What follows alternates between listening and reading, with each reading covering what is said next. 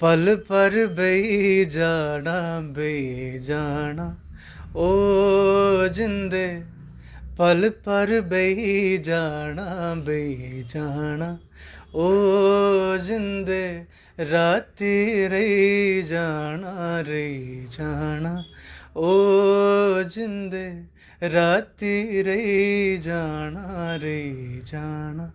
ओ जिंदे।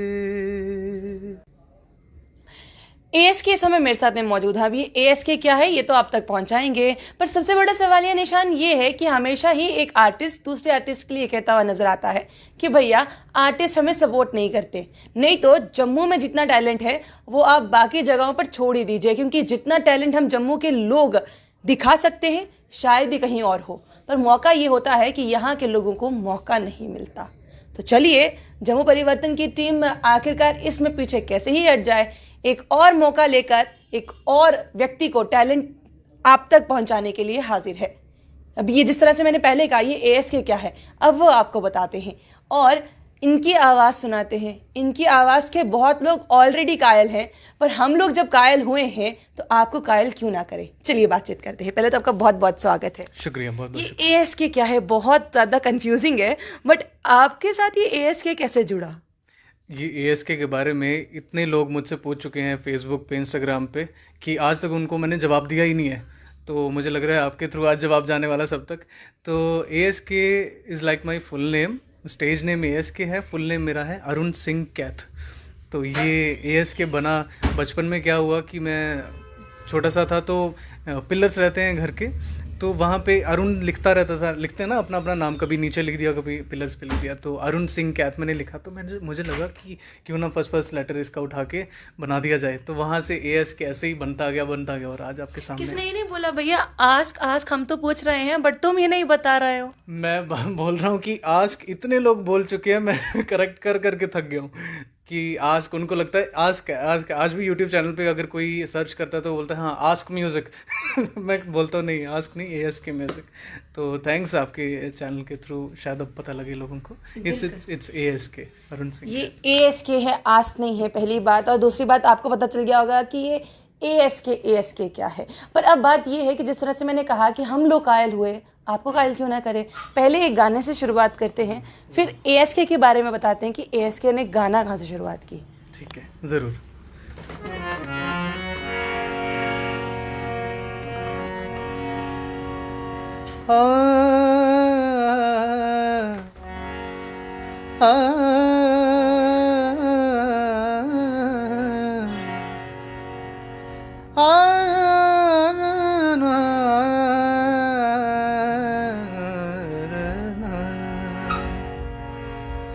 सावन भी तो जाए पिहरवा, सावन भी तो जाए पिहरवा, मन मेरा घबराए,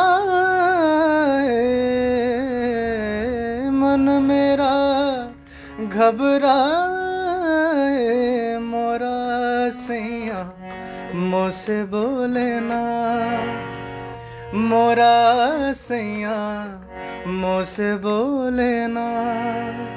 मैं लाख जतन कर हारी, लाख जतन कर हार रही, मोरा सैया मुझसे बोले ना, मोरा सैया मुझसे बोले ना। ये गाना ही आपने शुरुआत इससे की है? आपका कौन सा सही आपसे बात नहीं कर रहा है? मुझे लग रहा है कि जिन्होंने मेरी आवाज़ नहीं सुनी, जिसने मेरे साथ बात नहीं की, तो वो मेरी आवाज़ नहीं सुन रहे, बात नहीं कर रहे। मोरा सही मुझसे ना बोले। अरे तो आपने बात को इतना ही घुमा दिया है कि मतलब लोगों को पता चले ना चले। वैसे होता है ना कि आपके अंदर वो रफ़ी जी बात तभी आते हैं। ये एक बड़ी मूवी का एक बहुत बड़ा डायलॉग भी है कि आपके रफ़ी साहब तभी बाहर आएंगे जब आपका दिल टूटा होगा। ऐसा कुछ हुआ है क्या आपके साथ भी? अभी क्या बोलूँ वो हर एक की ज़िंदगी में ये चीज़ें होना ज़रूरी हैं और होती भी हैं, तभी जाके आपकी ज़िंदगी प्रॉपरली ओपन हुई है, आप ज़िंदगी जी रहे हो। तो ऐसा ही कुछ मेरे साथ भी हुआ है। That's it. ये ऐसा कुछ हुआ है तभी रफ़ी साहब बाहर आ रहे हैं। पर अब बात ये है कि आपने शुरुआत कब किया? आस्क ने नहीं, एएसके ने शुरुआत कब से की है? मेरी शुरुआत बचपन से, आज से करीब 15-16 साल पहले से ही। मुझे नहीं पता था कि मैं गीत गाने वाला हूँ, गायकी करने वाला हूँ, या आज यहाँ इंटरव्यू देने वाला हूँ। I never thought of that. बस गुनगुनाता गया, घर में गुनगुनाता गया, गाता गया, सुनता गया, गाता गया। और इसी दौरान निरंकारी मिशन जिनको हम फॉलो करते हैं, जिनकी आइडियोलॉजी फॉलो करते हैं, तो उनकी सत्संग हुआ करती थी एवरी संडे। तो पूरी फैमिली जाया करती थी और वहाँ जाके मेरा नाम लिखाया जाता था। तो बस वहाँ पे भजन बोलने, तो इसी तरीके से मेरी शुरुआत हुई, वहाँ से भजन से मेरी शुरुआत हुई। तो आहिस्ता आहिस्ता आहिस्ता हमारे जम्मू के बहुत एक अच्छे टैलेंट हैं सतिंदर शानू, उनके पिताजी ने मुझे देखा वहाँ भजन गाते हुए, तो उन्होंने अपने बेटों के साथ मुझे रखा। बचपन में ही टेक वन चैनल पे भी सूफियाना गायकी हुई और रेडियो चैनल पे भी हुई। तो उसके बाद पता नहीं क्या ध्यान बना कि खुद भी सपोर्ट करने शुरू हुआ अपनी गायकी को प्रोडक्शन के थ्रू। तो शुरुआत कुछ इस तरीके से हुई थी। तो प्रोडक्शन हाउस आपने शुरुआत किया और आप लगभग कितने सालों से गा रहे हैं? गायकी मुझे लगता है 15-16 साल हो गए। और प्रोडक्शन हाउस को बने हुए? प्रोडक्शन हाउस मैंने खुद के जो रिलीजेस करने शुरू किए, म्यूज़िक अरेंज करना शुरू किया, वो करीब 10 साल पहले 2010 में मेरा फर्स्ट रिलीज़ हुआ था। ये आपने मतलब लाइक बचपन से ही सोच लिया था कि भैया मैं अब जा रहा हूँ आहिस्ता आहिस्ता, तो मैं बस इसी म्यूजिक लाइन में चलता जाऊंगा, इसके अलावा कुछ नहीं, पढ़ाई में भी कभी बढ़े आगे? ऑनेस्टली मैं तो अपनी डिग्री कंप्यूटर्स में कर चुका हूँ। तो that's it, very different, completely different है वो। तो मुझे कंप्यूटर्स में बहुत ज़्यादा इंटरेस्ट था बचपन से ही। पापा कंप्यूटर घर लाते थे कई बार, तो मैं लगा रहता था बहुत ज़्यादा, तो फ्रीक था कह लो। तो डिग्री भी उसी में की। तो म्यूज़िक बस साथ चलता रहा, म्यूज़िक कभी नहीं छूटा। मतलब आपने इसको पैशन बनाया था या ये सोचा था यही मेरा प्रोफेशन होगा?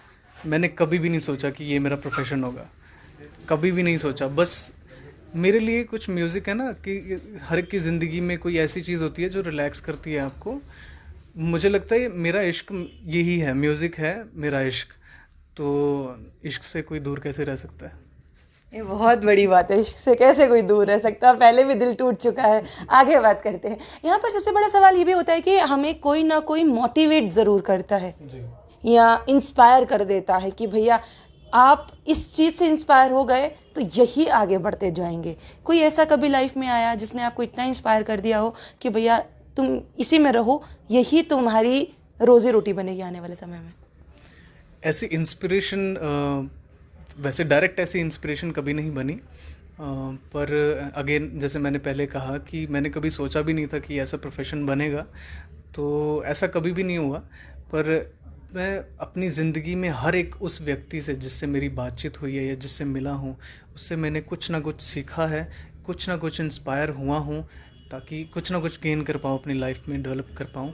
तो डायरेक्ट इंस्पिरेशन नहीं मिली ऐसी कोई। सिंगर्स से अगर बात की जाए, जो बॉलीवुड सिंगर जो इस्टेब्लिश्ड हैं प्रॉपरली, उनमें सोनू निगम जी, उस्ताद सोनू निगम जी, उनको बहुत सुना है। मोहित चौहान जी को सुना है, शंकर महादेवन जी को सुना है। तो मुझे लगता है कि इतनी इश्क भरी गायकी है इनकी, इतनी फील है इसमें, तो वो कहीं ना कहीं मैंने अडॉप्ट करने की कोशिश की। और प्रोफेशन का जो इंस्पिरेशन वैसे नहीं मिला। घर वाले बोलते थे कि हाँ अच्छा गाता है, पर उन्होंने भी कभी नहीं सोचा कि ऐसा कोई प्रोफेशन बनेगा। तो बस इश्क की तरह ये साथ रहा, तो अभी आपके सामने हो। इससे पहले कि आपके इश्क पे वापस बात करें, एक गाना आपके ज़रूर हम सुनना चाहेंगे। अगर कोई गाना सुनाएं आप हमें। ज़रूर ज़रूर।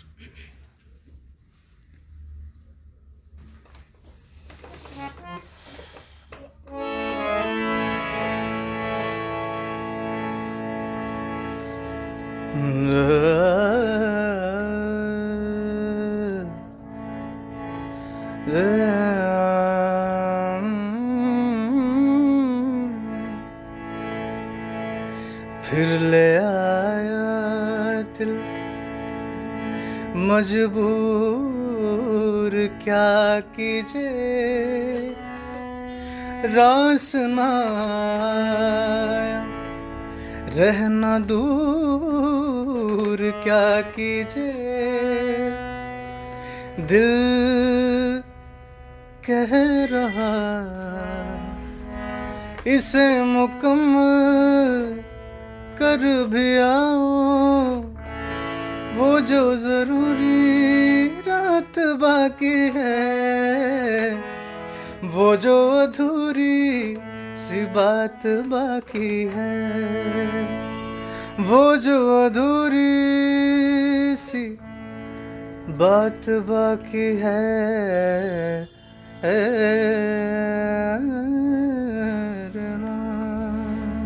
शुक्रिया। इनके गाने आहिस्ता आहिस्ता बताते हैं कि आगे आगे आपने किस तरह से कंटिन्यू करना है।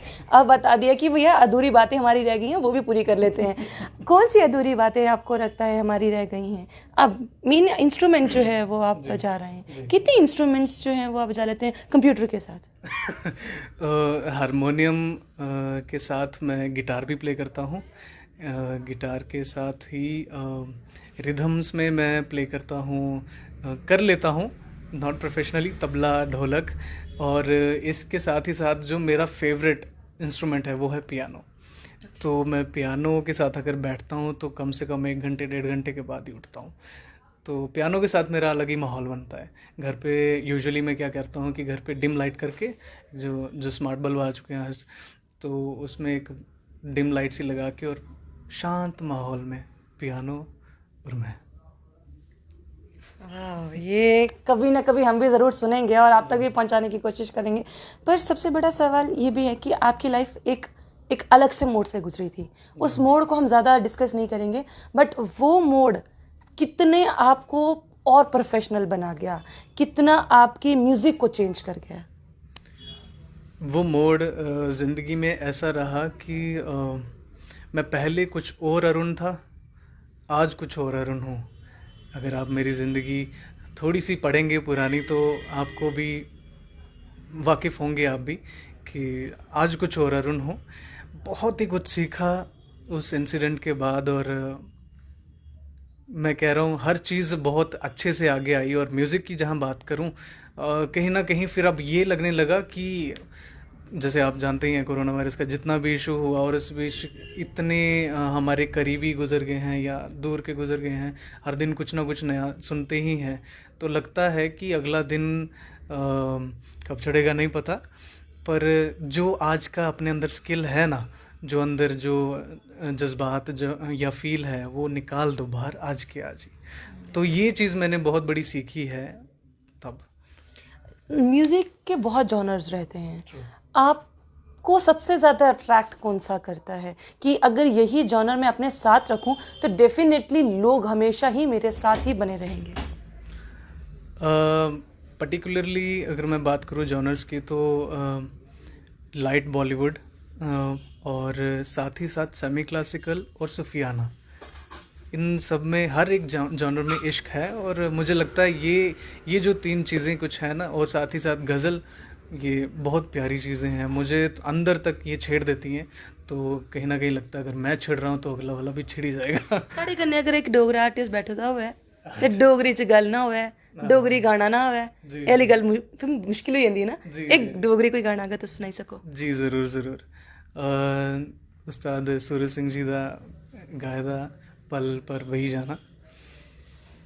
हो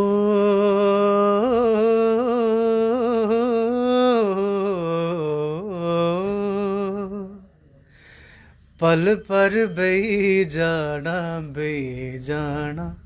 ओ जिंदे, पल पर बही जाना ओ जिंदे, राती रही जाना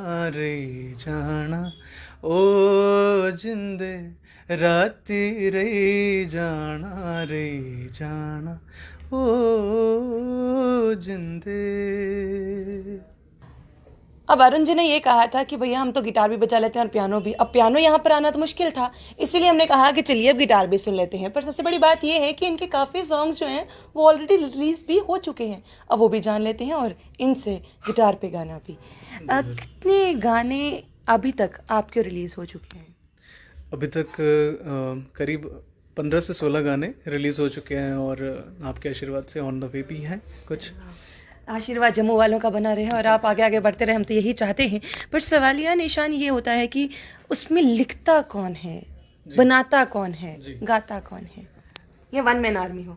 नहीं, वन मैन आर्मी तो नहीं। और मैं चाहता हूँ सबको अपना अपना मौका मिले टैलेंट आगे बढ़ाने का। लिरिक्स मैं नहीं लिखता, लिरिक्स के लिए हमेशा कोई ना कोई मेरे मित्र साथ रहते हैं। और कंपोजिशन मैं करता हूँ खुद, म्यूज़िक अरेंजमेंट मैं खुद करता हूँ, मिक्सिंग मास्टरिंग मैं खुद करता हूँ, कंप्लीट प्रोडक्शन मैं खुद करता हूँ अपनी आवाज़ के साथ। लिरिक्स कोई और लिखते हैं। मतलब वन मैन आर्मी में सिर्फ एक छोटी सी जो पोस्ट है वो दे रखी है कि भैया गाने आप ले आओ, बाकी सब कुछ मैं कर लूंगा। मैं तो चाहता हूँ कि मुझे गाने का मौका ज़्यादा मिले और जो म्यूज़िक वाले काम है वो अपना संभालें, मुझे मौका दें। अब गिटार पे वापस आते हैं और फिर उसके बाद आगे लास्ट सवाल जो मैं ज़रूर ज़रूर ज़रूर। तो ओरिजिनल्स में एक गाना है बहुत ही प्यारा लिखा गया योगेश कवात्रा जी का, और कंपोज मेरा ही हुआ है। इश्क में तू भी है तन्हा, ख्वाब सा मंजिलों में तू है मेरी आखिरी ख्वाहिश, तू ही मेरे दिल की धड़कन, तू ही मेरी रूह की तड़पन, तू ही मेरी आखिरी ख्वाहिश, तू है मेरा आखिरी लम्हा, तू है मेरा आखिरी लम्हा, तू है मेरा आखिरी लम्हा, तू है मेरा आखिरी लम्हा। कभी आपके साथ भी ऐसे लोग हुए? मुझे ना इंडियन आइडल की वो पवन की याद दिलाते हैं कि वो अपने ही सॉन्ग्स में खुद ही रम भी जाते हैं और खुद ही बजा भी लेते हैं। तो आपने कभी नहीं सोचा कि आप भी जम्मू को टेलीविज़न पे जाके प्रमोट करें, वहाँ जाकर गाएं, इस तरह से कभी कुछ? बहुत कोशिश रही है मेरी, पर जैसे कि ज़िंदगी ऐसी रही कि मुझे स्टेजेस जो जनरल पब्लिक की जो अगर स्टेज है जहाँ पे हर तरीके की बात की जा सकती है वो मुझे बहुत कम मिली।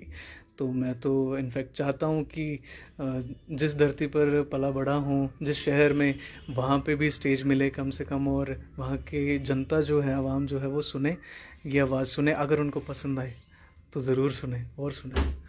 शुक्रिया। क्योंकि इस समय अभी जो चल रहा है समय, वो समय ऐसा है जिस समय में टूरिज़्म काफ़ी प्रमोट कर रहा है सिंगर्स को। एक ये भी सिंगर है, क्यों नहीं इनको भी प्रमोट किया जाए, इनकी भी आवाज़ सुनी जाए? ये एक सवाल। दूसरा सवाल ये कि आस्क नहीं, ASK टूरिज़्म सेक्टर में भी अगर सामने आकर जम्मू की आवाज़ को उठाएंगे तो डेफिनेटली आहिस्ता आहिस्ता और भी ऐसे कई छुपे हुए टैलेंट जो लोग घरों पे बजाना पसंद करते हैं, घरों पर गाना पसंद करते हैं, जो छोटी सी उम्र में अपने प्रोडक्शन हाउसेस तक खड़े कर लेते हैं, वो भी कहीं ना कहीं सामने आ जाएंगे। अब थोड़ी सी मदद चाहिए होगी इनको आपकी। अच्छा, आपके जितने गाने हैं, हम भी तो एक गाना ही सुना पाए हैं, जितने गाने हैं वो अगर सुनने हो वो कहाँ पे सुन पाएंगे? वो आप सभी सुन पाएंगे। यूट्यूब चैनल का नाम है मेरा ASK म्यूज़िक, वो सर्च कीजिए, सारे गाने आपको वहाँ मिलेंगे। अदरवाइज़ अगर आप ऑडियो सुनना चाहते हैं, स्पॉटिफाई, एप्पल म्यूज़िक, हर जगह है, ASK के नाम से सारे गाने हैं, अवेलेबल है। बहुत बहुत शुक्रिया हमारे साथ बात करने के लिए। तो जम्मू के युवाओं को, जम्मू के टैलेंट को अपनी साथ दीजिए, आगे बढ़ाइए, ताकि जम्मू का नाम आहिस्ता आहिस्ता सिर्फ जम्मू के टैलेंट बनकर नहीं बल्कि हर जगह पर रोशन हो जाए। बने रहिए जम्मू परिवर्तन के साथ। मुझे और रोहित जी को दीजिए इजाज़त। नमस्कार।